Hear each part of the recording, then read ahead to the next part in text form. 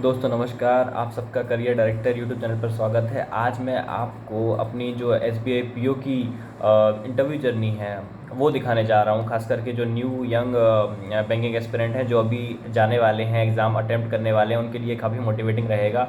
और जो पहले दे चुके हैं या फिर नहीं हुआ उनको भी कुछ बिल्कुल भी डिसहार्टेंड होने की ज़रूरत नहीं है। फिर से उनका मौका आएगा and they will finally get to it, don't worry about it.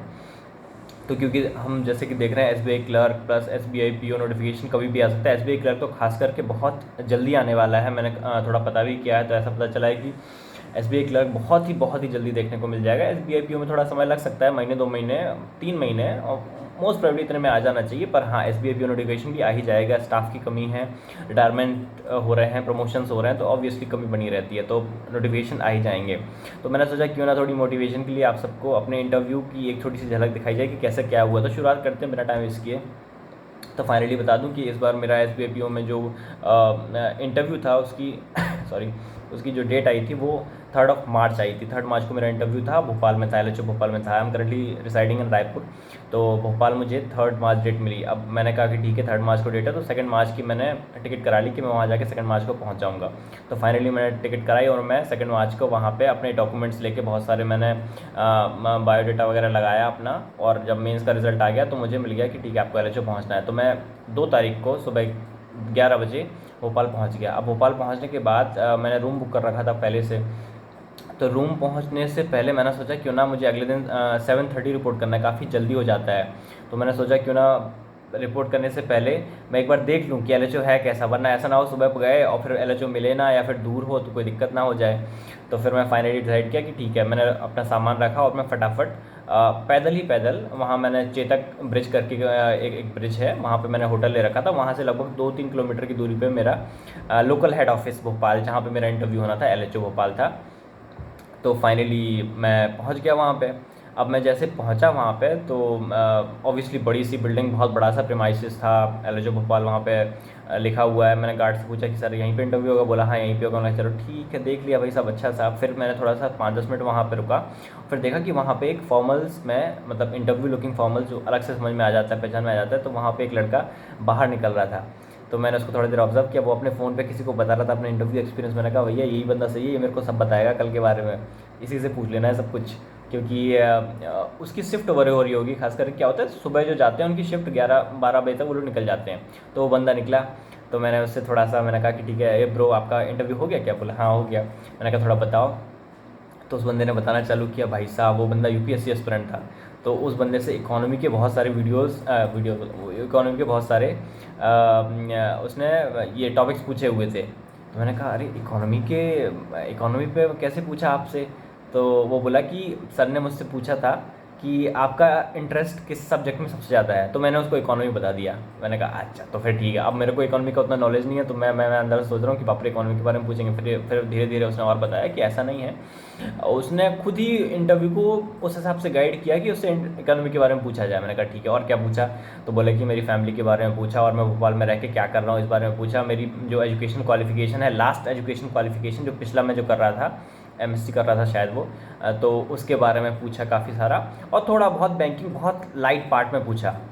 तो उस बंदे के रिव्यू से मुझे इतना तो समझ में आ गया था कि बैंकिंग का जो इंटरव्यू जा रहा है वो कहीं ना कहीं पर्सनालिटी बेस्ड जा रहा है। हम लोग जैसे सोचते हैं कि नॉलेज बेस्ड जाएगा, ऐसा बिल्कुल भी नहीं है।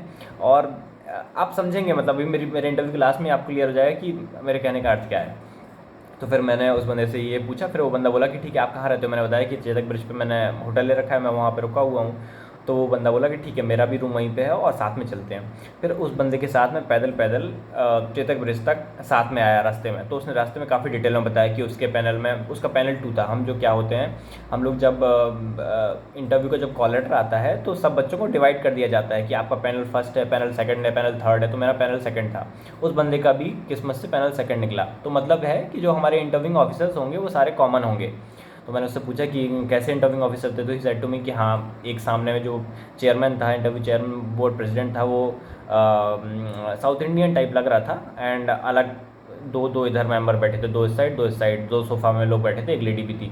मैंने कहा ठीक है चलो ठीक है। उसने क्लियरली बता दिया और उसने काफ़ी डिटेल में बताया। तो मुझे इतना समझ आ गया था कि इंटरव्यू कहीं ना कहीं पर्सनालिटी टेस्ट हो रहा है। मुझे चिंता करने की ज़रूरत नहीं है ज़्यादा, मतलब पढ़ाई और बैंकिंग एकदम लोग रट रटा के जाते हैं बहुत सारा, उतना कुछ हो नहीं रहा है ज़्यादा। तो फिर मैं फाइनली पहुँच गया वहाँ पे। अपने रूम पहुंच गया। मैंने कहा चलो ठीक है। फिर मैं उस दिन भर पढ़ाई वढ़ाई किया, CRR SLR, फिर भी देखा कि वो डर तो रहता ही है भैया, अगले दिन इंटरव्यू तो थोड़ी टेंशन तो रहती है। मैंने कहा ठीक है पढ़ लेते हैं। दिन भर मैंने पढ़ाई वढ़ाई की वहाँ पे, और फिर शाम को खाना पीना खा के मैं लेट गया। मैंने कहा जल्दी सो जाते हैं, सुबह जल्दी उठना है क्योंकि 7:30 मेरी रिपोर्टिंग थी। तो मैंने कहा जल्दी उठना है, सो जाते हैं। मैं सो तो गया, लेट तो गया। अब 9:30 बजे लेट गया, लेकिन मेरे को नींद ना आए, नींद ना आए, नींद ना आए। 10 बज गया, 10:30 बज गया, नींद ना आए। 11 बज गया, नींद ना आए। 12 बज गया, नींद ना आए। फिर फाइनली लगभग 1:30-2 बजे आई स्लेप्ट एनी हाउ, और मैंने अलार्म डाल के रखा था, तो मैं जल्दी नींद निकल गई मेरी, 4:30 नींद खुल गई। फिर मैं थोड़ी आधे घंटे सो गया। फिर मैं 5 बजे उठ के फटाफट रेडी हुआ, और लगभग 6:30 को मैंने रूम छोड़ दिया अपना। मैंने कहा चलो ठीक है निकला जाए, क्योंकि 7-7:30 मेरा रिपोर्टिंग था। मैंने कहा ठीक है पहुँच जाते हैं। फिर मैं निकला, तो मैंने फटाफट पहुँचा वहाँ पर। मुझे आधी दूर के लिए एक भैया ने ड्रॉप कर दिया, लिफ्ट दे दी, और फिर आधी दूर के लिए मैंने एक ऑटो ले लिया। तो उसने मुझे फाइनली अराउंड 6:45 मैं LHO भोपाल पहुँच गया। मैं जब अंदर घुसा तो वहाँ पे बहुत बड़ी सी बिल्डिंग, आराम से मैं घुसा, चेक इन किया, अंदर किया। तो वहाँ पे ऑलरेडी एक बंदा बैठा हुआ था, सिर्फ एक बंदा बैठा हुआ था। तो फिर मैं सेकंड बंदा था। फिर मेरे सामने ही और 2-3 लोग आने लगे। फिर वहाँ पे ऑफिसर्स आए, और ऑफिसर्स स्टार्टेड आस्किंग कि कौन कौन से आपका कौन सा पैनल है। तो हम लोग उठाए कि सेकंड पैनल वाले हाथ उठाओ, तो उठाए। फर्स्ट पैनल वाले हाथ उठाओ, तो उठाए। तो बोले ओके फर्स्ट पैनल वाले आ जाओ मेरे साथ। तो एक इंटरव्यू ऑफिसर हम लोग को ले गया। फिर बोले सेकंड पैनल वाले आप आ जाइए। तो फिर हम लोग को शायद थर्ड फ्लोर में भी, I don't remember exactly, third floor पे हम लोग को ले जाके एक छोटा सा हॉल था, उसमें बिठा दिए। बहुत बढ़िया बिल्डिंग थी, परफेक्ट एकदम, हर चीज़ क्लीन, एंड AC था फुल बढ़िया, सुंदर, साफ़ सुंदर था।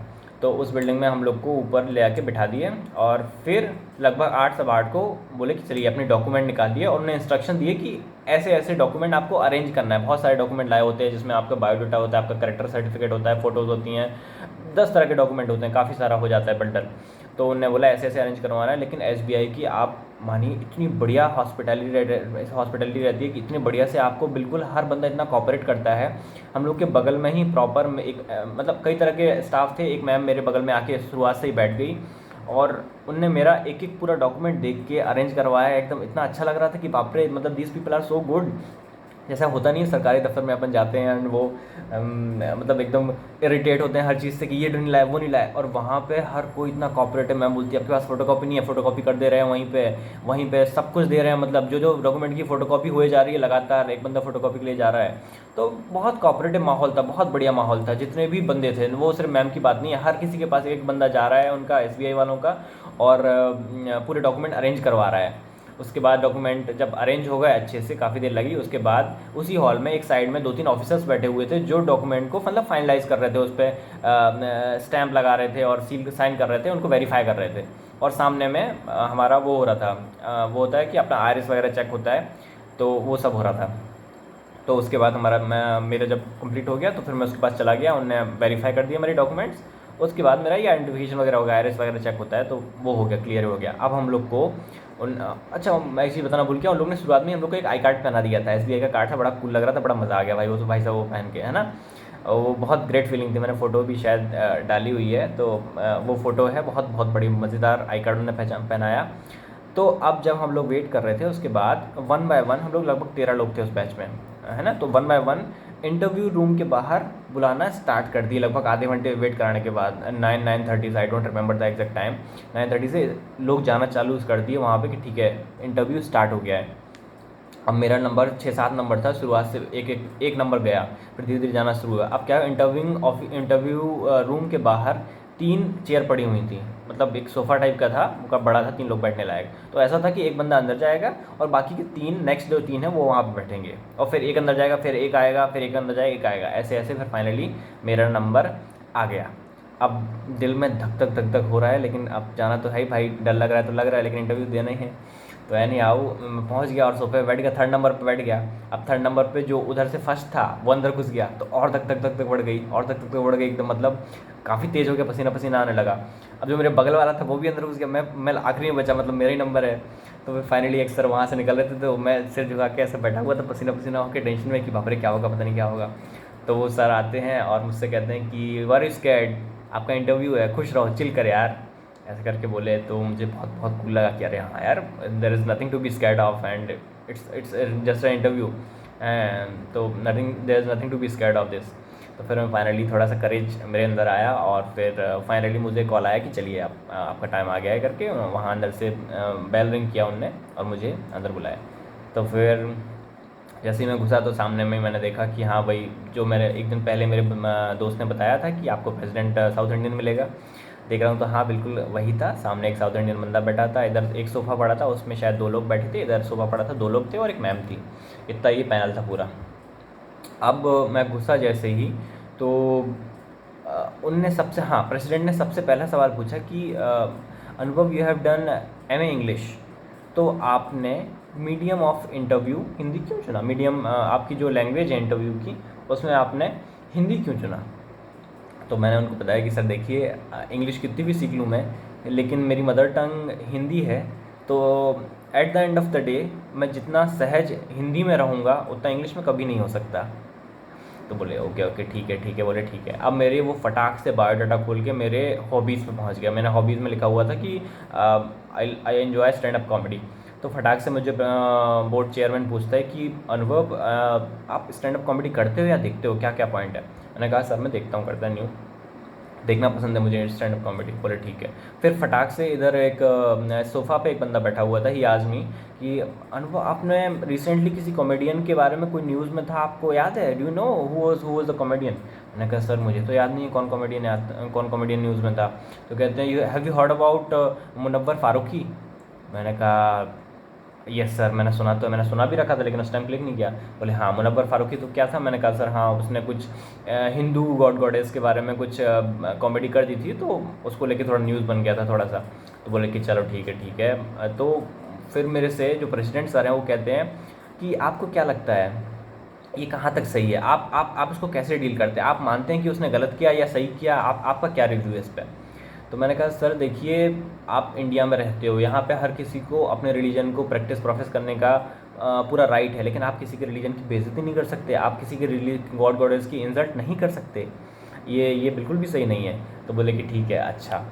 तो और ख़ास करके भारत जहाँ पे मतलब बहुत पूजा जाता है भगवान को, तो बोले कि ठीक है। तो बोले कि कैसे डिसाइड करेगा, कौन डिसाइड करेगा इस चीज़ को कि कैसा क्या करना है, मतलब कॉमेडी होनी चाहिए नहीं होनी चाहिए? मैंने कहा सर ये तो जनता डिसाइड करेगी। आप जनता के सामने कॉमेडी कर रहे हो, वो लोग आए हैं, तो जनता को जहाँ तक सही लगता है वहाँ तक कॉमेडी सही होगी, जहाँ नहीं लगता वो जनता के हाथ में है। आपको खुद ही अपने वर्ड्स पे, अपने कंटेंट पे काबू रखना पड़ेगा ताकि वो चीज़ उनको इंसल्टिंग ना लगे, ख़राब ना लगे, उनको ऑफेंड ना हो वो खास करके। बोले ठीक है ओके। फिर chairman sir started narrating something about his Kerala. वो केरला से थे। वो कहते हैं कि हमारे केरला में बेटा एक कुछ फेस्टिवल होता है जहाँ पे एक बंदा होता है, वो सबकी बेइज्जती करता है and he can insult anybody in the room except his wife. ऐसे करके वो बहुत कस के हंसने लगे चेयरमैन सर। फॉर पता नहीं क्यों हंसने लगे, मतलब इतना बड़ा जोक भी नहीं था, लेकिन he started laughing so loud. अब सब लोग उनकी तरफ देख रहे हैं, मैं भी उन लोग की तरफ देख रहा हूँ, छोटा सा स्माइल कर रहा हूँ कि ज़्यादा हंस दिया तो गड़बड़ ना हो जाए, लेकिन मैंने सोचा ठीक है चलो हंस देते हैं, तो मैं भी थोड़ा सा हंस दिया। बोले ठीक है। तो बोले सर मेरे से कहते हैं कि बेटा हमारे वहाँ पे क्यों लोग उसको मारते नहीं है, कॉमेडियन को क्यों आउटरीच नहीं करते? मैंने कहा सर वो आपका कल्चरल चीज़ है, वहाँ से आप लोग बहुत वाकिफ़ हैं, बहुत पहले से होता रहा है, आप लोग उसमें कंफर्टेबल हैं, लेकिन भारत के लोग अपने गॉड गॉडेस की इंसल्ट के लिए बिल्कुल भी कंफर्टेबल नहीं है। तो कहीं ना कहीं कॉमेडियंस को इस चीज़ का ध्यान रखने की बहुत ज़्यादा ज़रूरत है। बोले कि चलो ठीक है कोई दिक्कत नहीं है। अब वहाँ पे बगल में एक लेडी मैम बैठी हुई थी। तो वो लेडी मैम कहती हैं मेरे से कि बेटा ये बात बताओ, अगर तुम बैंक मैनेजर हो कहीं पे। मैंने कहा ठीक है। कहती हैं अगर आप बैंक मैनेजर हैं और आपके बैंक में 2 लेडी में झगड़ा होने लगा, एक लेडी ने दूसरी लेडी के ऊपर कुछ जोक मारा एंड वो लेडी ऑफेंड हो गई बहुत ज़्यादा और उनमें बहुत ज़्यादा झगड़ा होने लगा, तो अब आप क्या करेंगे उस स्थिति में, क्या करेंगे आप? तो मैंने कहा मैम ठीक है। मैंने कहा मैम सबसे पहली बात तो मैं दोनों को समझाऊंगा इंडिविजुअली जाके, जिसने जोक मारा है उसको जाके बोलूँगा कि आप उसको जोक या तो मत ही कीजिए या फिर लिमिट में कीजिए जोक, जितना उसको पसंद हो, उससे ज़्यादा आप जोक मत कीजिए। और जो ऑफेंड हुई है, जिस पे जोक मारा गया है, उसको जाके बोलूँगा कि आप इनकी बातों पे ध्यान मत दीजिए, आप इसके जोक्स पे ध्यान मत दीजिए, वो तो मारते रहती है, but you should be little bit, मतलब आपको थोड़ा थोड़ा सहन शक्ति होनी चाहिए कि आप इन चीज़ों पे अफेंड ना हो। तो मैडम मेरे से कहती है कि how will you define this limit?